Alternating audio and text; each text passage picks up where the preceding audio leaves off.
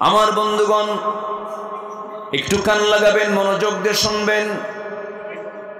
দুনিয়া আমারও জায়গা নয়, দুনিয়া আপনারও জায়গা নয়। দুনিয়া শেষ করে আমরা আসল জায়গায় চলে যাব। আমাদের বাপের ভিটা, আমাদের বিশ্বাস এটা রাখতে হবে। বাপের ভিটা হলো জান্নাত, আর শয়তানের ভিটা হলো জাহান্নাম। শয়তান জাহান্নামে যাবে, শয়তানের দল যারা করবে তারাও জাহান্নামে যাবে। আল্লাহ রাব্বুল আলামিন বলছেন, বান্দারের দল কিন্তু দুইটা, তোকে আমি জানায় দিচ্ছি কি, وَمَن يَتَوَلَّ اللَّهَ وَرَسُولَهُ وَالَّذِينَ آمَنُوا فَإِنَّ حِزْبَ اللَّهِ هُمُ الْغَالِبُونَ। জোরে বলুন আল্লাহু আকবার। আল্লাহকে যারা বন্ধু বানাবে, রাসূলকে যারা বন্ধু বানাবে, আল্লাহর বিধান অনুযায়ী যারা চলবে, নবীর সুন্নাহ অনুযায়ী যারা চলবে, এবং ইমানদারদেরকে যারা বন্ধু বানাবে, আল্লাহ বলছেন এরাই হলো আল্লাহর দল। আজকে মুসলমান হয়ে আপনি ইহুদিকে সমর্থন দেন কেমনে? আপনি মুসলমান হয়ে আপনার বন্ধু কেমন করে খ্রিস্টান হতে পারে, অথচ ইহুদি খ্রিস্টানদের ব্যাপারে কোরআনের স্পষ্ট বক্তব্য আছে না নাই? ওয়াকালাতিল ইয়াহুদু উযাইরুন ইবনুল্লাহি ওয়াকালাতিন নাসারাল মাসীহু ইবনুল্লাহ যালিকা কাউলুহুম বিআফওয়াহিহিম। ইহুদিরা বলে উযাইর হলো আল্লাহর ছেলে। জোরে বলেন নাউযুবিল্লাহ। তারা আল্লাহর বিরুদ্ধে কথা কয়। তারা কি আমাদের বন্ধু হতে পারে? ইহুদিরা আমার বিশ্বনবীর জীবনকে শেষ করার জন্য খাবারের মধ্যে বিষ ঢুকিয়েছিল। কি ঢুকিয়েছিল? বিষ ঢুকিয়েছিল। দুজন সাহাবী সেই বিষ মিশ্রিত খাবার খেয়ে চলেই গেছে, শাহাদাত বরণ করেছে। সম্মানিত ভাইরা, বিশ্বনবীর শেষ সময়ে, মৃত্যুর শেষ সময়ে বিষক্রিয়ায় রাসূল কষ্ট পাচ্ছিলেন। এই বিষ খাবারের মধ্যে দিয়েছিল কোন জাত? আসতেন কোন জাত? ইহুদি। সম্মানিত ভাইরা, ঈসা আলাইহিস সালাতু ওয়াস সালামকে নিয়ে ষড়যন্ত্র করেছে খ্রিস্টানরা। মুসা আলাইহিস সালাতু ওয়াস সালামকে আরামে থাকতে দেন নাই, কত অত্যাচার করেছে। অসংখ্য পয়গম্বরকে ইহুদিরা হত্যা করেছে, শহীদ করেছে। সেই ইহুদিরা মুসলমানদের মহব্বত করবে, এটা কি কখনো ভাবা যায়? আসতে বলবেন না, ভাবা যায়? ভাবা যায় না। ওরা মনে করে বাইতুল আকসা আমাদের জায়গা। কাদের জায়গা? আমাদের জায়গা, আমাদের অধিকার এটা। কিন্তু বাইতুল আকসা নির্মাণ করেছেন সুলাইমান আলাইহিস সালাতু ওয়াস সালাম জিনদের দ্বারা। জানেন না ইতিহাসগুলো? জানেন না? বলবো, যদি সময় আমাকে দেন আমি বলবো, আপত্তি নেই তো ইনশাআল্লাহ? একটু আমাকে সময় দেন।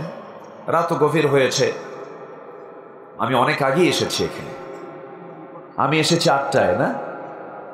আমি এখানে 8টায় চলে এসেছি। আমার প্ল্যান ছিল 9টা থেকে 9:30টার মধ্যে আমি আলোচনায় উঠে যাব, কিন্তু পারিনি।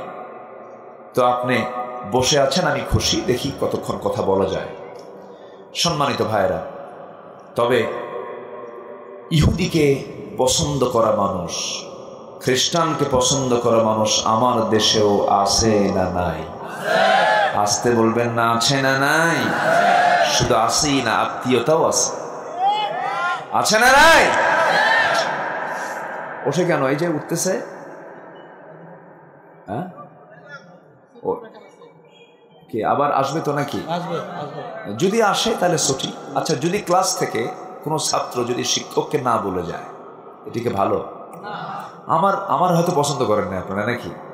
আমার তো কোনো গায়ের গোস্ত টোস্ত কিছু নাই, এই কয়েক কেজি গোস্ত মনে হয় আছে, আর হাড্ডি ছাড়া কিছু না। আমার পছন্দ তো করবেন না। সম্মানিত ভাইয়েরা, এলেম কেলামও তেমন কিছু নাই। আমার ওজন শূন্য মানুষ, এলেম শূন্য মানুষ। কিন্তু আমি যে বসেছি যে চেয়ারে, কিছুক্ষণ হলেও তো শিক্ষক, তাই না? অপছন্দ হলেও তো শিক্ষক। যতক্ষণ আছি, দায়িত্ব হলো যারা বসে আছেন, শিক্ষার্থী যারা কোরআনটা শোনার জন্য আসছেন, অবশ্যই কি শেষ কাজ মোনাজাত না? আপনারা কি মনে করেন? আমরা শেষ দোয়া এখান থেকে করে বিদায় নেব, জোরে বলি ইনশাআল্লাহ। আমার আগামীকালকে মাহফিল বেশি দূরে না তো, মাত্র ঠাকুরগা, এদিকে কাছে তো, আমিও তো যাব, আমারও তো পেরেশানি আছে, একটু বসে। আমরা কি ভালো হব না ইনশাআল্লাহ? জোরে বলি ইনশাআল্লাহ ভালো হবে। ভালো হওয়ার জন্যই তো আল্লাহ রাব্বুল আলামিন এই কোরআনটা দিয়েছেন। কোরআনটাকে সুন্দর করে আত্মস্থ করতে হবে, কোরআনটা সুন্দর করে বোঝার চেষ্টা করতে হবে। কোরআন না বুঝলে আপনি আরো বিপদে পড়ে যাবেন, না জানলে আরো বিপদে পড়ে যাবেন। আমার বন্ধুগণ, জমির দলিল যদি সঠিক না হয়, আপনার জমি আপনি বুঝে পাবেন না। জান্নাতের দলিল খুঁজে নিতে হলে কোরআন থেকে দলিল নিতে হবে। মাত্র 70-80 বছরের সম্পত্তির জন্য আমরা কত CSMR কত কি খাজনা খারি স্মার্ট পর্চা কত কি দেখি, তেমনি জান্নাত যাওয়ার জন্য আমাদের অবশ্যই দাগ নাম্বার আছে না নাই? অবশ্যই রেকর্ড নাম্বার আছে না নাই? আল্লাহ বলছেন, বান্দারা আমি তোমাকে সুন্দর জান্নাত দিয়ে দেব, কি আমল করলে পরে? আল্লাহ রাব্বুল আলামিন এক জায়গায় বলছেন, ইন্নাল্লাযীনা আমানু ওয়া আমিলুস সালিহাতি কানাত লাহুম জান্নাতুল ফিরদাউসি নুজুলা। জোরে বলুন আল্লাহু আকবার। যে বান্দা ঈমান আনবে এবং আমলে সালেহ করবে, আল্লাহ বলছেন দুইটা কাজ করার জন্য আমি তাকে জান্নাতুল ফিরদাউসের মালিক বানায় দেব। আরেক জায়গায় বলছেন 7টা কাজ করো। আল্লাহ সুন্দর করে বলছেন, যারা পারেন ঠোঁট মিলিয়ে মিলিয়ে বলুন, জান্নাত যাওয়ার জন্য বেশি কিছু লাগবে না। এই আমলগুলো বান্দা করলে পরে বান্দা অনায়াসে জান্নাতে চলে যাবে। قد أفلح المؤمنون الذين هم في صلاتهم خاشعون والذين هم عن اللغو معرضون والذين هم للزكاة فاعلون والذين هم لفروجهم حافظون إلا على أزواجهم أو ما ملكت أيمانهم فإنهم غير ملومين فمن ابتغى وراء ذلك فأولئك هم العادون والذين هم لأماناتهم وعهدهم راعون والذين هم على صلواتهم يحافظون أولئك هم الوارثون الذين يرثون الفردوس هم فيها خالدون جربون الله أكبر মুমিন কে চেনার জন্য মুমিনুন সূরা দিয়েছেন, কাফির কে চেনার জন্য কাফিরুন সূরা দিয়েছেন, আবার মুনাফিক কে চেনার জন্য সূরা মুনাফিকুন দিয়েছেন। মুনাফিক হব না, কাফির হব না, আমরা কি হব? বলেন আমরা কি হব? মুমিন হব। মুমিনের কিছু গুণ আছে না নাই? 1 নাম্বার বিড়ি খাওয়া, হ্যাঁ? 2 নাম্বারে দাড়ি না রাখা, হ্যাঁ? এগুলো কি ইমানদারের লক্ষণ? গত বিশ্বকাপ হয়ে গেল শীতের ভিতরে, মনে আছে না? শীতের ভিতরে বিশ্বকাপ খেলা, রাত 3টার দিকে খেলা শুরু হবে। রাত 3টায় খেলা শুরু হবে, 2টার দিকে উম্মতে মুহাম্মাদি ঘুম থেকে উঠে ওযু বানায়া তাহাজ্জুদ পড়া নিয়ত করে। খেলায় যাওয়ার আগে ফোন দিয়ে বলে, হুজুর দোয়া করেন আমার দল যেন জিতে। 3টায় খেলা শুরু হবে, 2টা থেকে প্রস্তুতি শুরু হয়ে যায়। কয়েক মাস ধরে মেসির 10 নম্বর জার্সিও গায়ে দেয়, আবার মাথার চুলের স্টাইলটাও মেসির মতো করে, নেইমারের মতো করে। যখন যুবকদেরকে বলা হয়, যুবক মাথার চুলটা কাটছো কার মডেল? মেসি। তুমি কি নেইমার? তুমি কি কুত্তা? আছে না? মুমিনের গুণ তো এরকম হওয়ার কথা ছিল না। মুমিনকে দেখলেই রাসূলের কথা মনে হবে। আল্লাহু আকবার বলেন। মুমিনের মুখে দাঁড়িয়ে থাকবে। মুমিন কখনো নেশার কাছে যাবে না। আমার দেশে বিড়ি খাওয়া লোক বেশি না বিড়ি ছাড়া লোক বেশি? আজকের মাহফিলও যারা এসেছেন, বিড়ি ছাড়া লোক বেশি না বিড়ি খাওয়া লোক বেশি? বিড়ি খাওয়াই বেশি। আমার বুঝি তো। নিজের বিবেককে প্রশ্ন করে দেখুন, আমি ইমানদার, আমি সবার থেকে ভিন্ন হব, সবার থেকে স্বতন্ত্র হব। আমার কথা, আমার খাবার, আমার আচার, আমার আচরণ, আমার চলাফেরা, আমার লেনদেন সব হবে একরকম না ভিন্ন রকম? বলেন বলেন, কি হবে? ভিন্ন রকম হবে, আলাদা স্ট্যান্ডার্ড হবে। তার কথা হবে উন্নত, তার কাজ হবে উন্নত, তার চলাফেরা হবে উন্নত, সব কিছু সুন্দর হয়ে যাবে, অন্যান্য থেকে ভিন্নতা চলে আসবে। আমার ভাইরা, আমার বন্ধুগণ, এই জন্য আপনি যদি মুমিন হতে চাই, পরামর্শ নেব কার? আল্লাহ বলছেন 1 নাম্বার মুমিনের গুণ হলো, ওই বান্দার 1 নাম্বার মুমিনের গুণ হচ্ছে আজান শোনার সঙ্গে সঙ্গে সে কোথায় চলে যাবে? আসতে বলবেন না, কোথায় চলে যাবে?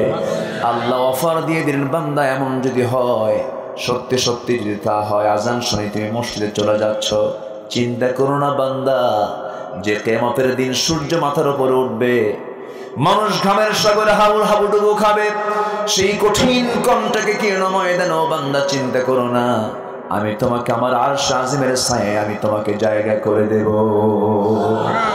জোরে বলি সুবহানাল্লাহ।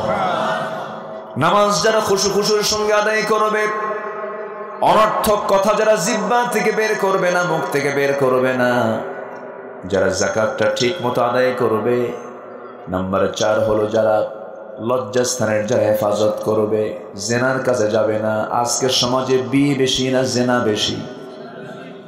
আসতে বলে, বিয়ে বেশি না জেনা বেশি? বিয়ে করা কঠিন না জেনা করা কঠিন? বলেন, বিয়ে করাই তো কঠিন। আজকে কঠিন হয়ে গেছে তো। বিয়ে আজকে জটিলতায় রূপ নিয়েছে। প্রবাস জীবনে থেকে থেকে 40 বছর পার হয়ে যায়, 45 বছর পার হয়ে যায়, বিয়ে করবে না, বিয়ে করে না। যখন বলা হয় তুমি বিয়ে করো না, কারণ হুজুর বিয়ে করে খাওয়াবো কি? আমার বন্ধুগণ, বিয়ে করে খাওয়াবো কি, এই চিন্তা কি ইমানদার আনতে পারে নাকি? আসতে বলবেন না, পারে নাকি? রিস্কের দায়িত্ব কার? আসতে রিস্কের দায়িত্ব কার? ইবনে মাসউদ রাদিয়াল্লাহু তাআলা আনহু মারা যাচ্ছেন। মারা যাওয়ার সময় তার 4টা মেয়েকে রেখে যাচ্ছেন। হযরত ওসমান জিন্নুরাইন রাদিয়াল্লাহু আনহুর খেলাফত আমল। তার বাড়িতে আসলেন, এসে বলছেন, আব্দুল ইবনে মাসউদ, আজকে আপনি যা বলবেন তাই হবে। রাষ্ট্রের পক্ষ থেকে কিছু গিফট আপনাকে দিতে চাই, আপনার ফ্যামিলির জন্য দিতে চাই। আপনার অন্তিম সময় রাষ্ট্র আপনার পাশে দাঁড়াবে, বাইতুল মাল থেকে কিছু অর্থ দিয়ে আপনার পরিবারকে একটু সচ্ছল রাখার ব্যবস্থা করব। আপনার মেয়েদের উপকার হবে। আপনি তো মারা যাচ্ছেন, আপনার কোনো চাহিদা আছে নাকি? আপনার কোনো প্রয়োজন আছে নাকি? আপনার কোনো সমস্যা আছে নাকি? সঙ্গে সঙ্গে ইবনে মাসউদ বললেন, আমার সমস্যা হলো যুনুবি, আমার গুনাহ। আল্লাহু আকবার বলেন। গুনাহ হলো আমার সমস্যা। আপনার কোনো টেনশন আছে নাকি? আমার কোনো টেনশন নাই। আপনার সন্তানদের জন্য আমি কিছু ব্যবস্থা করতে চাই, আপনি যদি অনুমতি দিয়ে দেন। তিনি বললেন, শোনো ওসমান, আমার কোনো প্রয়োজন লাগবে না, আমার সন্তানদের জন্য কোনো প্রয়োজন লাগবে না, কারণ আমি আমার সন্তানদের জন্য এমন একটা সম্পদ রেখে যেতেছি, যদি কোনো বান্দা সকাল বিকাল সূরাতুল ওয়াকিয়া যদি সকাল বিকাল পড়ে, সকল রিজিকের ফয়সালা আমার আল্লাহ তার করে দেন। জোরে কোন সুবহানাল্লাহ। সবকিছুতে সময় মতো হওয়া উচিত। যে যুবকের বয়স 40 বছর পার হয়ে গেছে, এরপরও যে যুবক বিয়ে করে না, সে কি ঠিক থাকার কথা না বাইপাস মারার কথা? সে তো ঠিক থাকার কথা না। আমি বিদ্যাপীঠ থেকে শিক্ষকদের মুখ থেকে বের হয়, বোরকা পরে ভার্সিটিতে ঢুকতে দেওয়া হবে না, নেকাব পরে ভার্সিটিতে ঢুকতে দেওয়া হবে না। এরা শিক্ষক নয়, শিক্ষক নামের কলঙ্ক। এরা ঠিক কিনা? শিক্ষক নামের কলঙ্ক। বলে যে ছাত্রী হলো শিক্ষকদের কাছে মেয়ের মতো, ছাত্রী যদি শিক্ষকদের কাছে মেয়ের মতো হয়, ছাত্রী কেন আবার পাত্রী হয়ে যায়? ছাত্রী পাত্রী হয় না শিক্ষকের? শিক্ষক ছাত্রীকে বিয়ে করেছে, এটা কি অসাধারণ ঘটনা? সাধারণ ঘটনা? বলেন বলেন বলেন, এটা কি অসাধারণ? সাধারণ তো প্রায় তো হচ্ছে, এটা হচ্ছে না? এ তো নাজায়েজও না, জায়েজ তো। নাজায়েজ হলে নয় একটা কথা ছিল, হতেই পারে। ছাত্রী কেমনে মেয়ের মতো হয়? মেয়ে তো মেয়ের মতোই হবে, ছাত্রী কখনো মেয়ের মতো হবে না। এই জাতীয় কথা কি কোরআন সুন্নাহ সমর্থন করে? ইসলামকে আবেগ দিয়ে চলে? আবেগ তাড়িত কোনো কথাতে ইসলাম এলাও করবে না, কখনোই। এটা গ্রহণীয় নয়। আবার কিছু শিক্ষক ভালো আছেন। সিলেট ইউনিভার্সিটি, সিলেট প্রযুক্তি বিশ্ববিদ্যালয়ের ভাইস চ্যান্সেলর, তিনি বললেন সন্ধ্যা 8টার পর, রাত 8টার পরে কোনো মেয়ে, কোনো ছাত্রী বাইরে থাকতে পারবে না। ছাত্রীরা আন্দোলন করতে করতে বলল এ তো তালেবানি স্টাইল, মানে এরকম করে বলতেছে। শেষ পর্যন্ত উপাচার্য বলেছেন, ভাইস চ্যান্সেলর বলেছেন, তোমরা যদি বলো তালেবানি স্টাইল, হ্যাঁ এটা আমার স্টাইল, যা, তবু আমি বাইরে বের হতে দেব না। ভালো কিছু আছে না নাই? আসতে বলবেন না, ভালো কিছু আছে না নাই? যারা মেয়েদেরকে উলঙ্গ দেখতে চায়, যারা মেয়েদের গা থেকে বোরকা সরিয়ে নিতে চায়, আমি হলফ করে বলতে পারি তাদের জন্ম কোনোদিন বৈধ হতে পারে না। মুসলমান বৈধ হতে পারে না। আমার মাকে ঢেকে দেওয়ার দায়িত্ব আমার আছে না নাই? আমার মার ইজ্জত আব্রুকে ঢেকে দেওয়ার দায়িত্ব আমার আছে না নাই? আচ্ছা, খেয়াল করতে হবে এগুলো।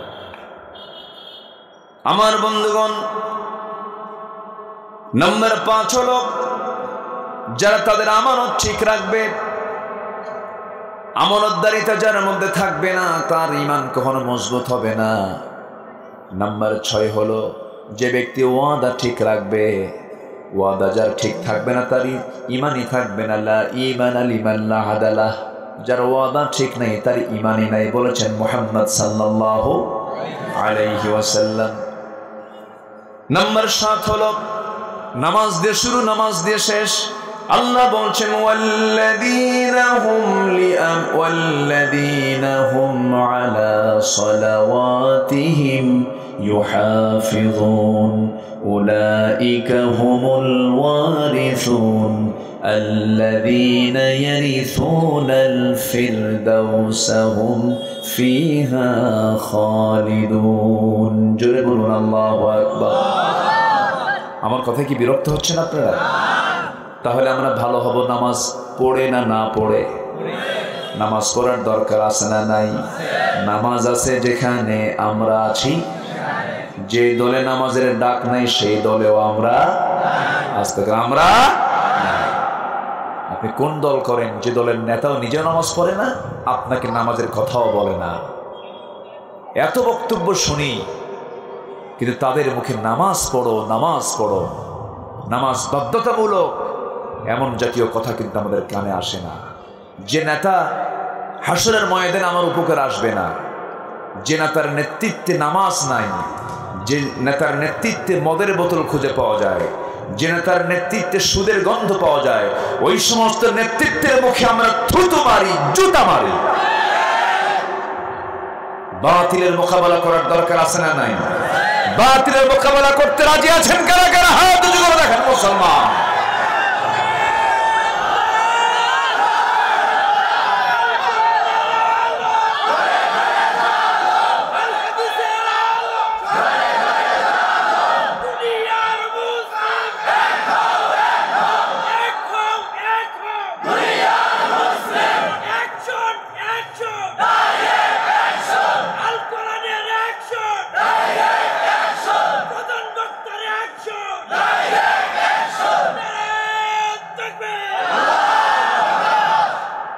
ইসলাম তো ডাইরেক্ট থাকতে বলে, ঠিক কিনা? ইসলাম কি ইনডাইরেক্ট না ডাইরেক্ট? ইসলাম যেখানে আছে সেখানে অনইসলাম কিছু থাকতে পারে। কিন্তু এই স্লোগান আল্লাহু আকবার, নারায়ে তাকবীর, এটা অনেকের গায়ে চুলকায়। এরকম কিছু লোক আছে না নাই বলেন? এটা শুনলেই ওদের ভিতরে জঙ্গি জঙ্গি গন্ধ সৃষ্টি হয়। এই তাকবীরের সঙ্গে কি জঙ্গিবাদের কোনো সম্পর্ক আছে?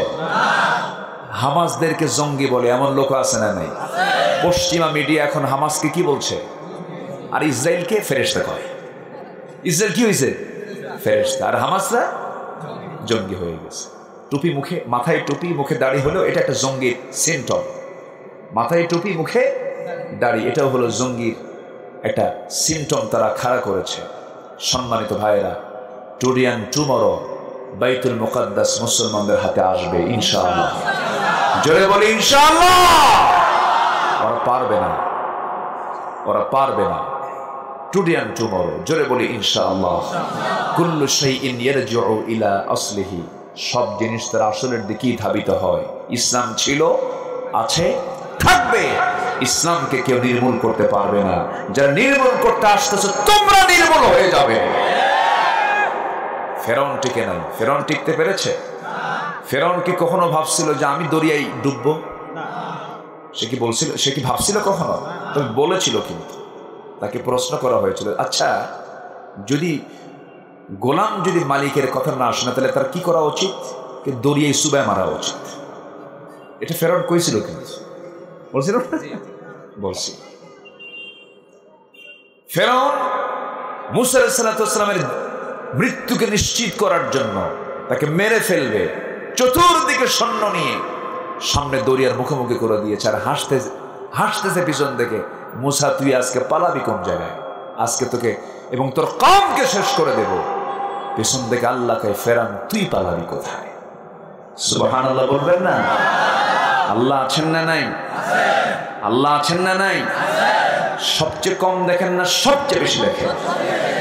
সবচেয়ে কম জানেন না সবচেয়ে বেশি জানেন? তিনি জানেন কোথায় কিভাবে ধরতে হবে। ও মাকারু ও মাকার আল্লাহ, আল্লাহু খায়রুল মাকিরিন। আমার বন্ধুগণ,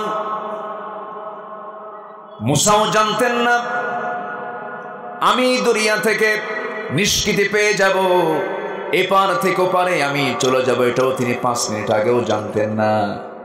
এবার বলছেন, আল্লাহ বড় মুসিবতে পড়লাম, কি করা যায়? ইমানদার বান্দা কার উপরে ভরসা করে? আল্লাহ বলছেন, মুসা চিন্তা করো না, ভয় পেও না, আমি তো আছি তোমার সাথে। যেরকম সুবহানাল্লাহ। তোমার কোনো চিন্তা নাই। তোমার যে হাতের লাঠি আমি আল্লাহ দিয়েছি, লাঠি দিয়ে 12টা বাড়ি মারো। পানিতে কয়টা বাড়ি? 12টা বাড়ি মারো। একটা নয়, দুইটা নয়, 12টা রাস্তা আমি তোমার জন্য বানায় দিলাম, যাও।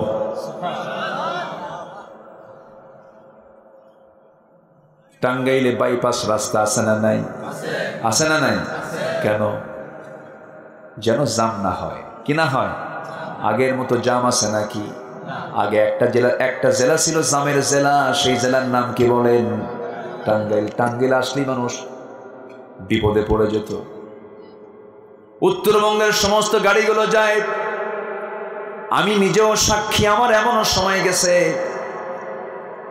30 ঘন্টা পর্যন্ত মাত্র 2 মাইল যেতে পেরেছে টাঙ্গাইলের ভিতরে। এত লম্বা জাম। এখন কি সেই জাম আছে নাকি? গাড়ি দেখা যায় না। কেন নাই? বাইপাস করে দিয়েছে, রাস্তা ক্লিয়ার হয়ে গেছে। আল্লাহ বলছেন, মুসা তুমি নবী, তোমার যারা অনুসারী তারা তোমার নবীর অনুসারী। চিন্তা করো না, একটা নয়, দুইটা নয়, বাইপাস আমি 12টা বানায় দিলাম, যাও। যেরকম সুবহানাল্লাহ। এমন রাস্তা কিয়ামত পর্যন্ত পৃথিবীতে কেউ বানাতে পারবে নাকি?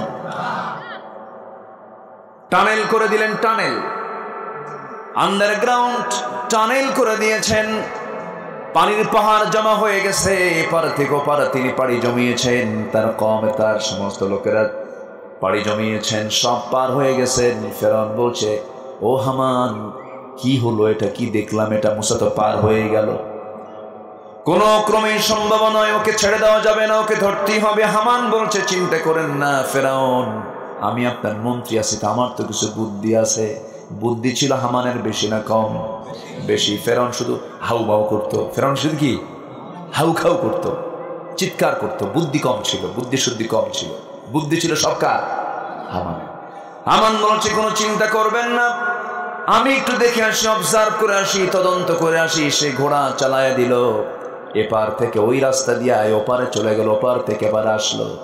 এবার বলছে ফেরাউন, আমি নিজেই ঘোড়া দাবড়ায়া নদীর এপার থেকে ওপার চলে গেছি আবার আসছি, কোনো সমস্যা নাই, রাস্তা ক্লিয়ার। ওর বাপের রাস্তা। যখন মরার সময় হয় তখন কিন্তু ব্রেন থাকে না, একটু চিন্তাও করলো না যে রাস্তাটা যে হলো, আশ্চর্য হওয়ার দরকার তো, যে রাস্তাটাতে এই সেই কথা না, তো এই রাস্তা দিয়ে মুসা পার হয়ে গেছে, আমি যে পার হব তার গ্যারান্টি কি? একটু ভয়ও করলো না, কিন্তু রাগ, মুসাকে ধরতেই হবে, মুসাকে ধরতেই হবে। ইমানদারদেরকে ধরতে আসেন না বেশি, আপনার অবস্থা ফেরাউনদের মতো হবে, ঠিক কি না? সম্মানিত ভাইয়েরা, অনেক প্রেক্ষাপট, অনেক কথা। প্রেজেন্ট ওয়ার্ল্ডে একটা ইসলামের জাগরণ আমরা লক্ষ্য করছি, বলি আলহামদুলিল্লাহ, জোরে বলি আলহামদুলিল্লাহ। আফগানিস্তানকে গালি দিত সবাই, সে আফগানিস্তান এখন অর্থনৈতিক সমৃদ্ধির দিক থেকে অনেক এগিয়ে। তারা মাত্র 2 বছর, আমার দেশে $1 114 থেকে 19 টাকা, আর ওই দেশে 1 টাকা সমান কি বলে $1 সমান 73 টাকা। তারা কত এগিয়ে এসেছে তারা অর্থনীতির দিক থেকে। তারা চুরি করে না, ডাকাতি করে না, সেইভাবে তারা এগিয়ে আসতেছে। অথচ কিছুদিন আগেই আমরা তাদেরকে কত কি বলেছি, কত গালমন্দ করেছি। সম্মানিত ভাইয়েরা, পশ্চিমা বিশ্বের ভয় একটাই, ইসলাম। আসলে তাদের ভয় কি? ইসলাম আসলে তাদের কোনো ক্ষমতা থাকবে, তাদের কোনো নেতৃত্ব থাকবে, এটাই হচ্ছে তাদের ভয়। কিন্তু আমাদের একটাই চিন্তা, সেটা হলো পৃথিবীতে কিছুই থাকবে না ইসলাম ছাড়া। ইসলাম পরাজিত থাকবে না, বিজয়ী হবে। ইসলাম পরাজিত না, বিজয়ী হবে। বিজয়ী হওয়ার জন্য কাজ করার দরকার আছে না নাই? এর জন্য আগে খারাপ মানুষ হওয়া দরকার না ভালো মানুষ হওয়া দরকার? ভালো মানুষ হওয়া দরকার। আসেন, আমি মূল আয়াতের দিকে চলে গিয়েছি অনেক আগেই, আমি জাস্ট শুধু মিলায়ে দিচ্ছি। পাপ করলে পাপ আমাকে ঘেরাও করবে, পাপ আমাকে কি করবে? ঘেরাও করবে। আল্লাহ রাব্বুল আলামিন সূরা বাকারার আমার তেলাওয়াতকৃত আয়াতগুলোর দিকে আমি চলে গেলাম। 81 এবং 82 নম্বর আয়াতে বলছেন, বালা মান কাসাবা সাইয়্যাতান ওয়া আহাতাত বিহি খাতিআতুহু উলাইকা আসহাবুন নার হুম ফিহা খালিদুন। জোরে বলুন আল্লাহু আকবার। বান্দা, তুমি যদি পাপ করো, পাপ তোমাকে ঘেরাও করে ফেলবে। দেখবেন যদি কোনো মানুষ বিড়ি খায়, বিড়ি খাইলে ঠোঁট তার কি হয়? কালো হয় না? টের কি পাওয়া যায় না? টের পাওয়া যায় সে বিড়িখোর। সে কি? বিড়িখোর। যদি কেউ মদ খায়, মদ খেলে পরে তার চোখটা কি হয়? লাল হয়ে যায়, টের পাওয়া যায় সে মদখোর। তার চোখ বলে দেয় সে মদ খায়। আমার বন্ধুগণ, এইভাবে যদি কেউ পাপ কাজ করে, তার চেহারায় সে পাপের চিহ্নটা ফুটে ওঠে। আল্লাহ বলছেন, পাপ করবে, পাপ তোমাকে ঘেরাও করে ফেলবে। পাপ করলে পরে 7টা বিষয় তার কাছে স্পষ্ট হয়ে যাবে। পাপের ফলাফল হলো 7টা। নাম্বার 1 হলো নির্লজ্জ হয়ে যাবে। দেখেন না আজকের মেয়েদের চলাফেরা, লজ্জা শরম আছে কিছু? আজকে লজ্জা শরম কিছু আছে? কাদের মা বোন? আমাদেরই তো মা বোন, আমরা ছেড়ে দিয়েছি। আমার মাহফিল চুয়াডাঙ্গা, গত বছর খাইতে বসছি, এক মুরব্বী এসে দোয়া চাই, হুজুর আমার বড় মেয়ের জন্য দোয়া করবেন। কেন, কি হয়েছে? ঠাকুরগা বিয়ে দিচ্ছে। ঠাকুরগা এত দূরে বিয়ে দিলেন, বাড়ি হলো চুয়াডাঙ্গের, কারণটা কি হুজুর? কি আর বলি, আমি বললাম যে বিয়ের ঘটকটাকে বলেন। হুজুর মোবাইল। ঘটক কে? মোবাইল। আমি কি দোয়া করে দেবো নাকি বলেন? এই যে একটু নড়াচড়া করতেছেন যে আপনারা, আমি কি খুব কষ্ট দিচ্ছি না তো? থাকেন না, কত সময় চলে যায়, কত সময় অপচয় হয় আমাদের। যদি কেউ আপনার পাশে থেকে উঠতে চায়, একটু শক্ত করে ধরবেন, আর মোহাব্বতের একটা মুস্কি হাসি মেরে একটু বসায় দিবেন। কে ভাই বসে, আলহামদুলিল্লাহ বলেন, একটু বসে। তাহলে পাপ করলে 6টা জিনিস তার মধ্যে চলে আসে। 1 নম্বর হলো সে নির্লজ্জ হয়। সে কি হয়? নির্লজ্জ। লজ্জা থাকে না।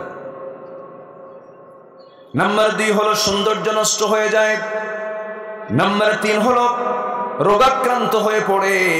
নতুন নতুন যে রোগ দুনিয়া জুড়ে এসেছে, আমার বাপ দাদার আমলে দাদাদের আমলে কি এইডস নামক কোনো রোগ ছিল নাকি? সিফিলিস নামে কোনো রোগ ছিল নাকি? নতুন নতুন রোগ এসেছে। করোনা নামক একটা ভাইরাস চলে গেছে। এই সমস্ত নতুন নতুন রোগের মূল কারণ হলো পাপাচার বেড়ে যাওয়া না কমে যাওয়া? বেড়ে যাওয়া। পাপ যত বাড়বে রোগ তত বাড়বে। অতএব হসপিটাল বানানো দরকার না, পাপ বন্ধ করা দরকার। কি বন্ধ করা দরকার? পাপ বন্ধ করা দরকার। পাপ বন্ধ হয়ে গেলে রোগ বন্ধ হয়ে যাবে, রোগ আর হবে না। পাপের সাথে রোগের সম্পর্ক। আমার ভাইয়ের নাম্বার 4 হলো রিজিক বরকত শূন্য হবে। রিজিকের মধ্যে কোনো বরকত থাকবে না। 1000 কোটি টাকার মালিক কিন্তু পাপের সাগরে হাবুডুবু খায়, সে কখনো শান্তি পাবে না, রিজিকে বরকত পাবে না। টাকা পয়সা শুধু রিজিক নয়, একটা চরিত্রবতী বউ পাওয়া একটা উন্নত রিজিক। এটা চরিত্রবান সন্তানাদি, এটা একটা উত্তম রিজিক। এই রিজিকগুলোতে সে হারায়া ফেলবে। পাপ কাজ যখন করবে সে শান্তি পাবে না, রিজিকে তার বরকত থাকবে না। বাড়িতে যাবে, বউটা আরেকজনের সঙ্গে লাইন মারবে। মেয়ের দিকে তাকাবে, মেয়েটা ইয়াবা খায় শীত হয়ে পড়বে। ছেলের দিকে তাকাবে, ছেলের ঘরের মধ্যে ঢুকে বালিশ টানতে দিকে পিস্তল। সেই পিস্তল নিয়ে বাবার মাথায় ঠাকায় বলবে, বেশি বাড়াবাড়ি করবি তো তোরে শেষ করে ফেলবো। কি ঠিক কিনা বলেন? সে বরকত শূন্য হয়ে পড়বে। নাম্বার 5 হলো সবাই তাকে ঘৃণা করবে, কেউ তাকে মহাব্বত করবে না, মনে মনে ঘৃণা করবে। সামনে ভয় হয়তো তাকে ভালোবাসবে। এই সেই লোকটাই পৃথিবীর সবচেয়ে জঘন্য লোক, যে সমস্ত লোকগুলোকে মানুষ ভয়ে মহব্বত করে কিন্তু মনে মনে ঘৃণা করে। আছে না নাই? এরকম লোক আছে না নাই? মনে মনে ঘৃণা করে, শুধু সামনে একটু ভয়ে ভয়ে, ভাই ভাই আমি তো আপনারই ভাই। এই সমস্ত লোকগুলো হলো জগতের সবচাইতে জঘন্য লোক। আছে কিনা সমাজে? আসতে বলবেন না, আছে না নাই? নাম্বার 6 হলো অন্তরটা কালো হয়ে যায়। পাপ যখন করবেন আপনার অন্তরটা মরে যাবে, কালো হয়ে যাবে। দয়া মায়া মহব্বত ভালোবাসা কোনো কিছুই থাকবে না আপনার ভিতরে। যেমনি ইচ্ছা আপনি তেমনি কাজগুলো করবেন। আপনার চোখের সামনে মানুষকে আপনি হত্যা করবেন, দয়া মায়া থাকবে না, অন্তরটা কালো হয়ে যাবে। নাম্বার 7 হলো ওই লোকটা যতই দোয়া করুক আল্লাহর দরবারে দোয়া কবুল হবে না। আসতে বলেন, দোয়া কবুল হবে না। দোয়া কবুল হওয়ার জন্য পাপ ধরবো না পাপ ছাড়বো? পাপ ধরবো না পাপ ছাড়বো? এক সাহাবী বলছেন, হুজুর আমাকে বেশি আমল দিবেন না, মাত্র 2-1টা আমল আপনি আমাকে দেন। রাসূল বলেন, তুমি কি কি আমল নিজে করো আগে বলো। সাহাবী বলছেন, ইদা সাল্লাইতুল মাকতুবাত ওয়া সুমতু রমাদান ওয়া হালালতুল হালাল ওয়া হারামতুল হারাম ওয়া লাম আযিদ আলা যালিকা শাইআন আদখুলুল জান্নাতা ইয়া রাসূলুল্লাহ। ক্বালা নাআম। আল্লাহু আকবার। হুজুর আমি যদি 5 ওয়াক্ত নামাজ পড়ি, রমজান মাসে রোজা রাখি, হালালকে হালাল জেনে হালাল জীবন গ্রহণ করি, হারামকে হারাম জেনে হারাম জীবনকে বর্জন করি, আমি কি জান্নাত পাবো নাকি? রাসূল বললেন, হ্যাঁ ও হ্যাঁ সাহাবী, তুমি জান্নাত পেয়ে যাবে। সাহাবী বলছেন, ওয়ালা মাজিদ আলা যালিকা শাইআন, আমি এই 4টার বেশি আর কোনো আমল করতে চাই না। রাসূল বললেন, দেখো দেখো জান্নাতে সাহাবী আমার যেতেছে। যেরকম সুবহানাল্লাহ। জান্নাতে যাওয়ার জন্য কি বেশি কিছু লাগবে? আমরা তো আজকে হালাল হারামটাই ফ্রেশ করতে পারি নাই। হারামের মধ্যে হালাল ঢুকাইছি, হালালের মধ্যে হারাম ঢুকাই। ওয়ালা তালবিসুল হাক্কা বিল বাতিল। কার কথা? আসতে বলবেন না, কার কথা? আল্লাহর কথা। আমরা তো সবগুলোকে মিশিয়ে ফেলে দিয়েছি আমার বন্ধুগণ। সেই জন্য আমরা সবচেয়ে বড় চ্যালেঞ্জ হলো গুনাহমুক্ত জীবন যাপন করা। তাহাজ্জুদ বাদ পড়ুক, আপনার জন্য গুনাহ হবে না। কিছু নফল নামাজ বাদ পড়ে গেলেও কোনো গুনাহ হবে না, কিন্তু ফরজ লঙ্ঘন করা যাবে না, গুনার কাছে যাওয়া যাবে না, পাপের কাছে যাওয়া যাবে না, বান্দার হক নষ্ট করা যাবে না। আপনি আল্লাহর হক নষ্ট করেছেন, হয়তোবা আপনি শিরকির কাজ করেছেন, তওবা করেছেন, আপনি আল্লাহর কাছে মাফ পেতে পারেন। যদি আল্লাহ আপনাকে মাফ করে দেন, তওবা করলেন, আল্লাহ আপনাকে মাফ করতে পারেন। কিন্তু বোনের সম্পত্তি মেরে খেয়েছেন, ভাইয়ের সম্পত্তি মেরে খেয়েছেন, এতিমের মাল মেরে খেয়েছেন, জনগণের টাকাগুলো মেরে খেয়েছেন। দুঃখ লাগে, 21 লক্ষ কোটি টাকা এই দেশ থেকে পাচার করছে। তারা কি দেশের বন্ধু নাকি? আসতে তারা কি দেশের বন্ধু? বন্ধু না। আমার ভাইয়েরা, বুকটা ফেটে যায় যখন বাইরের দেশে যাই। আমার বন্ধুগণের দেশটা আমার কাছে মনে হয় কি জানেন, গোটা পৃথিবীতে 228টির মতো দেশ আছে, এর মধ্যে আমার কাছে মনে হয় পৃথিবীর সবচাইতে বরকতময়, সবচেয়ে সম্ভাবনাময় দেশ হলো আমার সোনার বাংলাদেশ। জোরে বলি আল্লাহু আকবার। কি নাই এই আরবে কোনো গাছ নাই, সবুজ করার জন্য কোটি কোটি টাকা তারা খরচ করে।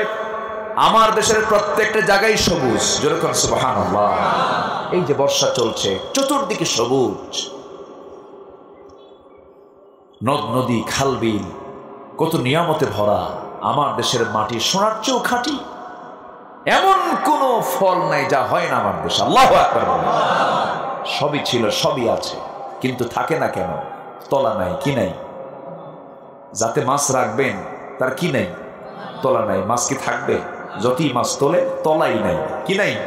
তলাই নাই। আমার বন্ধুগণ, এই জন্য সবার আগে সমাজকে ভালো করার জন্য দুর্নীতি আগে দূর করতে হবে সমাজ থেকে। যারা বলেন ঠিক কিনা? ভালো মানুষ হতে হবে, ভালো চরিত্রবান হতে হবে, চারিত্রিক মানকে উন্নত করতে হবে, গুনাহমুক্ত জীবন যাপন করতে হবে, গুনার কাছে যাওয়া যাবে না। এরপর আল্লাহ তাআলা বলছেন, এমনটা কাজ যদি করো, ও বান্দা শোনো, গুনাহ যদি করো, ফাউলাইকা আসহাবুন নার হুম ফিহা খালিদুন, সেই সমস্ত বান্দা হবে জাহান্নামের বাসিন্দা, পার্মানেন্ট বাসিন্দা সেখানে হয়ে যাবে সে। গুনাহের দিকে যায়ও না। তবে হ্যাঁ, আল্লাহ তাআলা বলছেন দুটা কাজ করে আসো। ওয়াল্লাযীনা আমানু ওয়া আমিলুস সালিহাতি কানাত লাহুম জান্নাতুল ফিরদাউসি নুজুলা। আর এখানে বলছেন ওয়াল্লাযীনা আমানু ওয়া আমিলুস সালিহাতি উলাইকা আসহাবুল জান্নাহ হুম ফিহা খালিদুন। জোরে বলুন আল্লাহু আকবার। ঈমান যারা আনবে, আমলে সালেহ যারা করবে, এরাই হবে জান্নাতের বাসিন্দা। ওমরের জীবনের দিকে তাকান। ওমরকে আগে ভালো ছিলেন নাকি? আসতে বলে, ওমরকে আগে ভালো ছিলেন নাকি? রাসূলকে মারতে যাও ব্যক্তি কখনো ভালো হতে পারে না। কে মারবে রাসূলকে? কে রাসূলের গর্দানটা উড়াইয়া দেবে? আবু জাহেল অর্ডার দিয়েছে, কেউ সাহস পায় না, কিন্তু ওমরে ফারুক নাঙ্গা তরবারি হাতে নিয়ে বলছে, আমি খাত্তাবের চেয়ে আমি মুহাম্মদকে দুনিয়া থেকে বিদায় করে দেব। এই চিন্তা মাথায় নিয়ে রওনা দিয়েছেন নবীকে লক্ষ্য করে, তরবারি হাতের মধ্যে নিয়েছেন, কিন্তু মাঝপথে কে যেন তাকে দাওয়াতের জন্য কোরআনটা শোনায়া দিল। যখন তার কর্ণকুহরে, কোরআনে কারীমের যখন আয়াতটা তার কর্ণকুহরে ঢুকে গেল, বোন বলছে, ভাই তুমিও খাত্তাবের ছেলে, আমি খাত্তাবের মেয়ে, দেখো তো কোরআনটা পড়ো, দেখো তো তোমার কেমন মজা লাগবে মনে হয়। সঙ্গে সঙ্গে ওমর ফারুক সচেতন মানুষ ছিলেন, খিয়ারকুম ফিল জাহিলিয়া খিয়ারকুম ফিল ইসলাম। সচেতন মানুষ ছিলেন, শিক্ষিত মানুষ ছিলেন। ওমর ফারুকের সামনে যখন সূরা তাহা প্রথম কয়েকটা আয়াত যখন তিনি পড়তে লাগলেন, সঙ্গে সঙ্গে তার চোখের পানি তিনি আটকাতে পারলেন না। কি কোরআন আমি শুনলাম, কি আশ্চর্য কিতাব আমি শুনলাম, পড়লাম। দেরি করলেন না, দিলটা নরম হয়ে গেছে, নবীর দিকে রওনা দিয়েছেন তরবারি হাতে। আবু বকর বলছেন, ইয়া রাসূলুল্লাহ, ওমর তো আপনাকে মারার জন্য আসে। রাসূল বলছেন, না রে আবু বকর, গত রাতে দোয়া করেছি, দুই ওমরের একটা ওমরকে তুমি আল্লাহ ইসলামের জন্য কবুল করো। আমার মনে হয় খাত্তাবের ছেলে ওমরের ইসলাম গ্রহণ হয়ে যাবে। জোরে করেন সুবহানাল্লাহ। সাইয়েদনা ওমর ফারুকের মতো মানুষ রাসূলকে মারতে গেলেন, এই জিরো লোকটাকে কি মানার জন্য হিরো করে দিলেন? কি মানার করার জন্য? কি মেনে নেওয়ার জন্য? কে হিরো বানালেন? কে হিরো বানালেন? সাইয়েদনা ওমর ফারুকের মতো মানুষ রাসূলকে মারতে গিয়ে পারলেন না, কোরআন থেকে আটকিয়ে দিল, চোখের পানি আটকাতে পারেন না। নবীজির পায়ের কাছে তরবারি রেখে বলছেন, ইয়া রাসূলুল্লাহ, আমাকে কালিমা পড়ায়া দেন, আমাকে দিন গ্রহণ করায়া দেন। যেই তরবারি আপনাকে মারার জন্য আসছিল, আপনার মস্তকটা দ্বিখণ্ডিত করার জন্য আসছিল, এই তরবারি আজকে থেকে আপনার পক্ষে কথা বলবে। জোরে বলি সুবহানাল্লাহ। সেই ওমর, রাসূল তাকে মাঝে মাঝে বলতেন, ওমর আমার পরে যদি নবুয়তের সিলসিলা জারি থাকতো, তুমি কি জানো আমার তুমি নবী হতে? সুবহানাল্লাহ, তুমি নবী হতে। এত মর্যাদা, এত সম্মান আল্লাহ তাআলা তাকে দান করেছেন। রাসূল ডেকে ডেকে 10 সাহাবীকে বলছেন, আবু বকর তুমি জান্নাতি, ওমর তুমি জান্নাতি, ওসমান তুমি জান্নাতি, আলী তুমি জান্নাতি। কিন্তু এত বিশাল নিউজ পাওয়ার পরেও ওমরে ফারুক সারা জীবন কেঁদেছেন। সেজদায় যখন পড়েছেন হাউমা করে কেঁদেছেন। নামাজে যখন দাঁড়াইছেন, কিতাবের মধ্যে আসছে নামাজ পড়াচ্ছেন, সূরা ফাতিহা যখন পড়তেন একটা আয়াত বারবার পড়তেন, বারবার কাঁদতেন, হাউমাউ করে কাঁদতেন। পিছনের 4-5 কাতার পিছনের লোক তার কান্না শুনতো। নামাজের মধ্যে হাউমাউ করে কাঁদতেন, সেজদায় পড়ে কাঁদতেন। ঈদের দিন সবাই ঈদগাহের ময়দানে রোজা শেষ করে ঈদের নামাজে দাঁড়ায় গেছে। ওমরে ফারুক মসজিদ এখনো ঈদগাহে যায় নাই। সাহাবায়ে কেরাম এসে বলছেন, আবু ওমর আপনি কেন যাচ্ছেন না, কি হয়েছে আপনার? আমরা তো সব অপেক্ষার প্রহর গুনছি। সাইয়েদনা ওমর ফারুক বলছেন, শোনো, সেজদায় পড়ে পড়ে কাঁদতেছি, এই জন্য রমজান পেয়েছি, আমি তো এখনো নিশ্চিত হতে পারিনি আমার গুনাহ মাফ হয়েছে কিনা। আমি চোখের পানি ফেলে ফেলে কাঁদতেছি, এই জন্য তোমরা হয়তো মাফ পেয়ে গেছো, রমজান পাইছি, আমি মাফ পাইছি কিনা জানি না, এই জন্য আমি আল্লাহর কাছে কাঁদতেছি। আমার ভাইরা, ওমর ফারুকের মতো মানুষ মাঝে মাঝে চিন্তা করতেন। এক সাহাবীর কাছে মুনাফিকদের তালিকা ছিল, হুযায়ফা রাদিয়াল্লাহু আনহুর কাছে মুনাফিকদের তালিকা ছিল। সেই সাহাবীর কাছে মাঝে মাঝে যেতেন, সকালে যেতেন, সন্ধ্যায় যেতেন, গিয়ে বলতেন, ভাই হুযায়ফা, রাসূল তো তোমার কাছে মুনাফিকদের লিস্ট রেখেছেন, তালিকা রেখেছেন, দেখো তো ওই তালিকার মধ্যে আমি ওমরের নামটা আছে নাকি, দেখো তো আমার নামটা আছে নাকি। সঙ্গে সঙ্গে হুযায়ফা বলতেন, ভাই ওমর আপনার নাম থাকবে কেন, আপনি তো সন্দেহ করেন কেন? তিনি বলছেন, শোনো, আমার কাছে মনে হয় আমার মধ্যে কিছু নিফাকতা থাকতেও পারে, আমার নামটা তার মধ্যে থাকতেও পারে। ওমর ফারুকের মতো মানুষের এত পেরেশানি ছিল, জান্নাত পাবো কিনা, জান্নাত পাবো কিনা, এত অস্থিরতা নিয়ে তিনি চলতেন। এত ভালো মানুষ তিনি ছিলেন। রাষ্ট্রপ্রধানের দায়িত্ব তিনি পালন করেছেন। একটা দেশ নয়, 2টা দেশ নয়, 40টা রাষ্ট্র তিনি পরিচালনা করেছেন। তার দরবার রাজপ্রাসাদ ছিল না, ছোট্ট একটা কুড়ি ঘর থেকে তিনি দেশ চালিয়েছেন, সমাজ চালিয়েছেন। এক কাপড়ে 7 দিন পার করেছেন, কাপড়ের পিছনে ছিঁড়ে গেছে। সাইয়েদনা ওমর ফারুক রাদিয়াল্লাহু তাআলা আনহু কোনদিন 2 তরকারি দিয়ে কোনো খাবার খান নাই।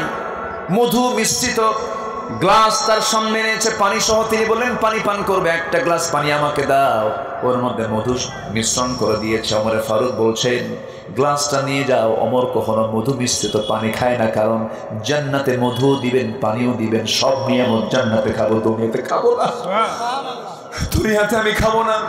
ওমর ফারুকের সামনে আবিসিনিয়ার গভর্নর নতুন একটা দামি খাবার নিয়ে হাজির হয়েছেন।